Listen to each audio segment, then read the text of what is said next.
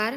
Sahyadri polytechnic Savarde mechanical डिपार्टमेंटच्या YouTube चॅनलवर तुमचे स्वागत. मी प्रोफेसर स्नेहल जाधव, सेमिस्टर 3 मधील स्ट्रेंथ ऑफ मटेरियलच्या 7व्या लेक्चरला स्टार्ट करते. ह्या व्हिडिओ लेक्चरमध्ये आपण बघणार आहोत लर्निंग आउटकम्स. कोर्स आउटकममध्ये estimate simple stress in machine component, unit outcomes, use of Hooke's law for the given stress condition, calculate modulus of elasticity and rigidity for the given situation. Last लेक्चरला आपण बघितलं की इलॉंगेशनचा formula आणि त्या best numericals. या video लेक्चरमध्ये आपण बघणार आहोत कंपोजिट सेक्शनवरचे जे इलॉंगेशन असणार आहेत, वेगवेगळे मटेरियल यूज करून बनवलेलं असेल तर त्यावरचे इलॉंगेशन स्ट्रेसेस कसे डेव्हलप होतात ते आपण आज बघणार आहोत. Composite section bar can be defined as a bar composed of more than one bars of the different materials perfectly fitted together so that the under external load. All the bars of the composite bar strain together by same amount. आता इथे बघा दिले composite bars are of the engineering importance. Okay, आता इथे काय आहे, steel rod आहे inner and outer आहे, कॉपर यूज केलेला आहे. ओके, म्हणजे 2 डिफरंट मटेरियल्स यूज केलेले आहेत. ओके, यावर जर आपण कुठलाही ॲक्शियल फोर्स यूज केला तर ह्यामध्ये जे स्ट्रेसेस डेव्हलप होतात त्याचे इलॉंगेशन पुढे आपण कॅल्क्युलेट करतो, ते कसं असणार आहे ते आपण बघतोय. आता बघा इथे मॉड्युलर रेशो एक नवीन टर्म आहे. Modular ratio is denoted by small m and it is defined as the ratio of Young's modulus of different material. Okay, last लेक्चरला आपण जे स्टडी केले होते स्टेपर्ड बार, त्यामध्ये same material throughout the length होतं. आता यामध्ये वेगवेगळं मटेरियल यूज केलेलं आहे. इनर पोर्शनसाठी बघा इथे स्टील यूज केलं आहे, आउटर पोर्शनसाठी कॉपर यूज केलेलं आहे. ओके, तर modular ratio small m is equal to Young's मॉड्युलसचा रेशो घ्यायचा आहे, म्हणजेच E1 divide by E2. Okay, आता इथे बघूया स्ट्रेसेस इन कंपोजिट सेक्शन. कोणते कोणते स्ट्रेसेस इथे असणार आहेत ते बघूया. इथे दिले बघा, consider a composite section as shown in figure consist of 2 metal rod of 2 different material, say 1 and 2, firmly held together as its end and subjected to axial load P. Okay, आता इथे P फोर्स अप्लाय केलेला आहे. Okay, तर let sigma 1 stress in rod material 1. Okay, तर इथे बघा rod 1 आणि rod 2 म्हणजे हे डिफरंट मटेरियल्सने यूज केलेले हे रॉड्स आहेत. त्यामध्ये प्रत्येक रॉडमध्ये स्ट्रेसेस डेव्हलप झाले. Sigma 1 is stress in rod material 1, sigma 2 is stress in rod material 2. Okay, आता प्रत्येकाचा क्रॉस सेक्शनल एरिया ही डिफरंट असू शकतो. ओके, साईजनुसार. जसं आपण लास्ट ह्यामध्ये बघितलं की इनर डायमीटर छोटा आहे, आउटर डायमीटर मोठा आहे. ओके, म्हणजे क्रॉस सेक्शनल एरिया जे डिफरंट्स आहेत. आता इथे बघा, A1 is cross section of rod 1, A2 is cross section of rod 2. Then E1 is modulus of elasticity of rod 1 and E2 is modulus of elasticity of rod 2. आता हे कसे काढायचे ते बघूया. आता टोटल लोड किती आहे P. तर P आपला सिग्माचा फॉर्म्युला काय होता, sigma is equal to P by A. मग P किती व्हॅल्यू आली, सिग्मा इंटू A. ओके, म्हणजे दोन्ही मटेरियलवर सेम फोर्स P अप्लाय केलेला आहे टोटल लोड. ओके, त्यामुळे त्या दोघांचीही ॲडिशन करायची, दोन्ही मटेरियलसाठीचे जे सिग्मा अँड एरियाज असणार आहेत त्याची, म्हणजे sigma 1 A1 plus sigma 2 A2. Okay, त्यानंतर आता हे एक जे रॉड आहेत ते कंबाईन केलेले आहेत, त्यामुळे त्यावर जो फोर्स अप्लाय करून स्ट्रेसेस डेव्हलप होऊन इलॉंगेशन मिळणार आहे ते सेम असणार आहे. जे इलॉंगेट होणार आहे दोन्ही बार त्यांची लेंथ जी असणार आहे, चेंज इन लेंथ, ती सेम असणार आहे. सो हिअर बघा delta L1 is equal to delta L 2. Okay, so we know that the formula of delta L चा फॉर्म्युला काय आहे, PL upon AE. सो आता डिफरंट मटेरियल आहे. ओके, प्रत्येक रॉडवर फोर्स अप्लाय कसा केला आहे बघा. पहिल्या रॉडवर P1L divide by A1 E1 is equal to P2L divide by A2 E2. Okay, आता यामध्ये जर बघितलं तर जी ओरिजिनल लेंथ आहे कॅपिटल L इज सेम आहे, बरोबर, म्हणून ती कॅन्सल झाली. मग पुढे आपल्याला फॉर्म्युला काय मिळाला आहे बघा, P1 upon A1 E1 is equal to P2 upon A2 E2.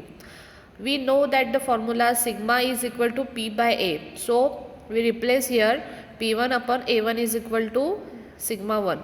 Okay, so formula बघा काय झाला आहे, sigma 1 upon E1 is equal to, आता P2 by A2 काय असणार आहे, sigma 2. So sigma 2 divided by E2. आता इथे बघा आपल्याला E1 by E2 माहिती आहे, modular ratio, the ratio of Young's modulus. Okay, E1 by E2 M. So इथे हे स्ट्रेसेस आहेत दोन्हीही मटेरियल रॉडचे, त्याचे इन टर्म्स ऑफ मॉड्युलर रेशोमध्ये इक्वेशन लिहिलेलं आहे. Sigma 1 is equal to sigma 2 multiply by M. M means modular ratio. Okay, आता ह्या बेसवर आपण एक न्यूमरिकल बघायचं आहे. ओके, अजून एक सेकंड केस आहे. If member is made up of 2 different material with different length. Okay, आता जर डिफरंट लेंथने बनवलेले असतील तर त्यावर कसं फोर्स असणार आहे, सेम असणार आहे, फक्त त्यांची कसं असणार आहे, इलॉंगेशन सेम असणार आहे, बट त्यांची लेंथ डिफरंट असणार आहे. Original length is different. Okay, तर दिलेलं आहे बघा इथे कसं असणार आहे ते.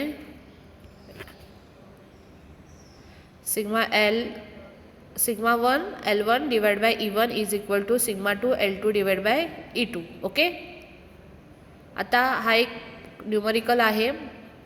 अ brass rod of 250 mm length and 20 mm diameter is fixed inside the steel tube of 40 mm external diameter and 20 mm internal diameter of same length is subjected to axial pull of 140 kN. Find stresses in each metal. Take E steel is equal to 200 gigapascal and E brass is equal to 110 gigapascal. Okay, आपल्याला फिगरही दिलेली आहे. Okay, तर इथे बघा external diameter internal diameter दिलेला आहे, कोणकोणते आहेत ते. तर इनर डायमीटर आहे तो ब्रासचा आहे 20 mm and outer diameter is for steel is 40 mm. Okay, length is not given here.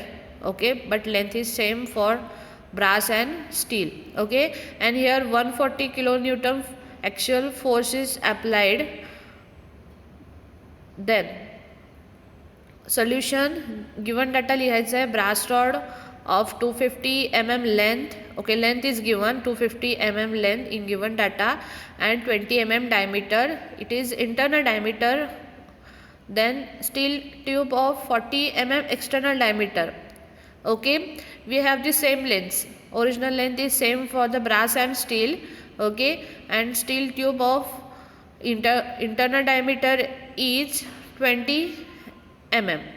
Okay, then axial pull of 140 kilonewton, so converted into newton, so 140 multiplied by 10 raised to 3 newton.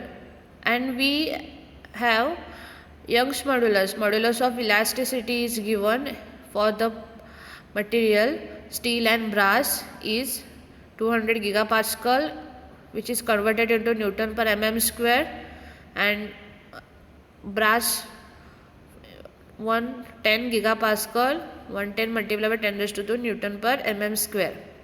Okay, we have to find out stresses in each metal. So first step, to find the areas of steel tube. We know that formula, how to calculate for area, pi by 4 d square minus capital D square minus small d square. Okay, look here, steel हा बाहेर आहे आणि brass हा inner diameter आहे. Okay, so capital D minus small d square. Okay, so we get the steel tube area. Then we will calculate brass tube area. Okay, brass tube means inner portion, brass tube. Okay, pi by 4 multiplied by d square. So we get answer of brass tube area. Okay, second step, to find out stresses in steel and brass rod. तर आपण बघितलेलं आहे इथे की sigma S divide by E S is equal to sigma B divide by E B. Okay, आता आपल्याला sigma E S आणि E B म्हणजे यंग्स मॉड्युलसच्या व्हॅल्यूज दिलेल्या आहेत. ओके, तर त्या पुट केल्यानंतर आपल्याला sigma S and sigma B मधलं रिलेशन मिळालेलं आहे. इथे बघा, sigma steel is equal to 1.818 sigma brass. Okay, आता आपल्याला 140 न्यूटन ॲक्च्युअल फोर्स अप्लाय केलेला आहे. Total load is P. So P is equal to sigma S A S plus sigma B A B. Okay, put this values in this equation. Okay, we have sigma steel is equal to sigma brass into 1.818. This relation is put in this equation sigma s. Okay, so we get complete equation in sigma b form. Okay, and here only sigma b is unknown, so we easily calculated this sigma b value. Okay, after getting sigma b answer, we will put in sigma s is equal to 1.818 sigma b. Okay, and we get sigma s means आपल्याला आता काय मिळालंय, sigma of brass means stresses in brass rod and stresses in steel rod. Okay, आता पुढे बघूया, एक नवीन concept आहे मॉड्युलस ऑफ इलॅस्टिसिटी ई. आपण बघितलेलं आहे modulus of elasticity means stress upon strain. Okay, आणि युनिटही बघितलेलं आहे newton per M M square, kilo newton per M M square, M P A, G P A, newton per metre square और pascal. Okay, हे आपल्याला माहिती आहे modulus of elasticity. आता एक नवीन कन्सेप्ट बघतोय मॉड्युलस ऑफ रिजिडिटी जी. आता जी आणि ईचं रिलेशन काय असणार आहे, अजून बल्क मॉड्युलस येणार आहे पुढे कन्सेप्ट, त्यांचं आणि ह्यांचं रिलेशन काय असणार आहे ते आपण बघणार आहोत. मॉड्युलस ऑफ रिजिडिटी और shear modulus. Okay, modulus of rigidity याला शियर मॉड्युलसही असे म्हणतात. It is denoted by capital G, capital C और कॅपिटल एन.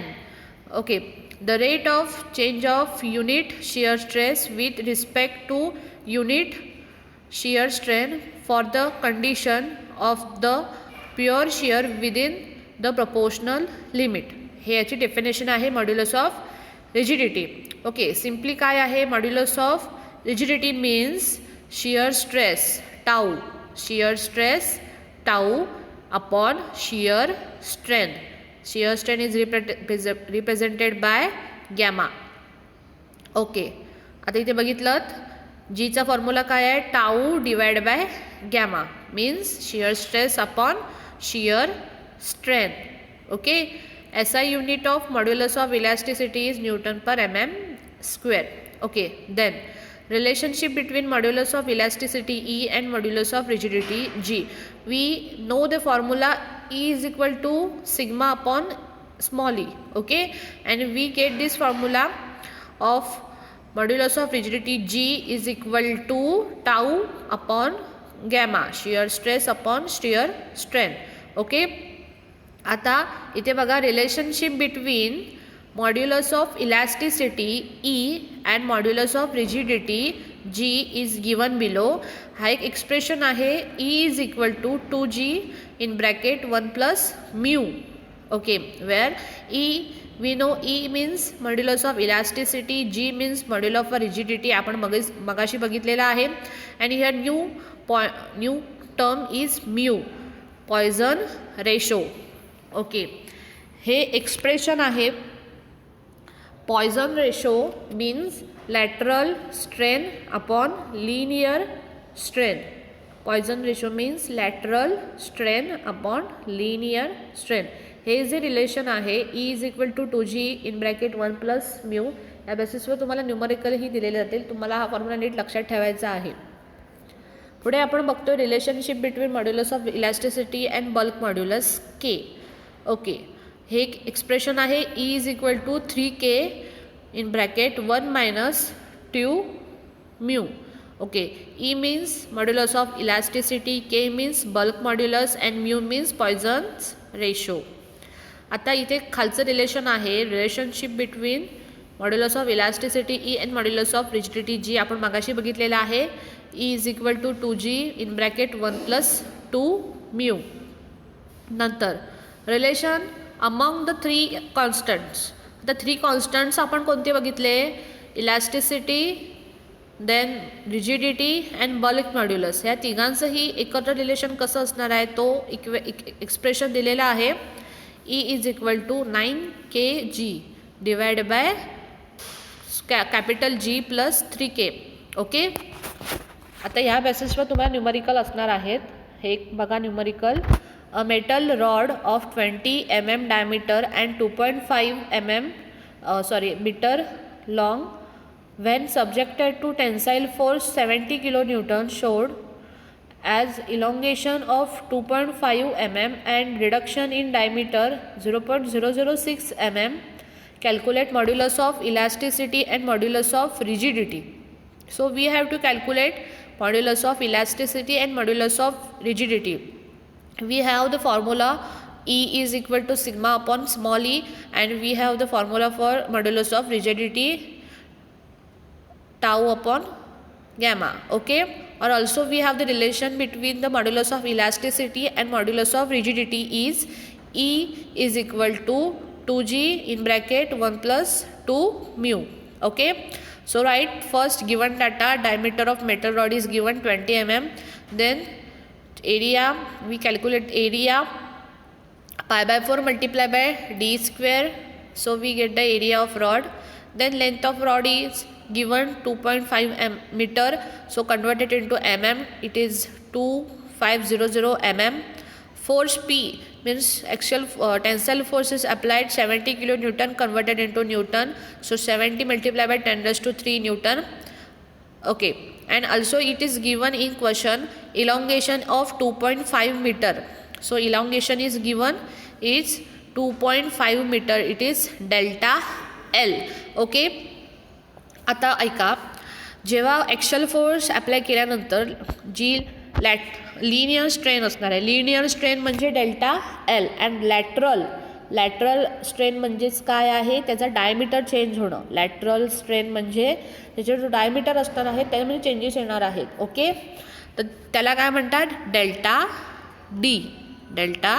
डी, आणि which is given is 0.006 mm.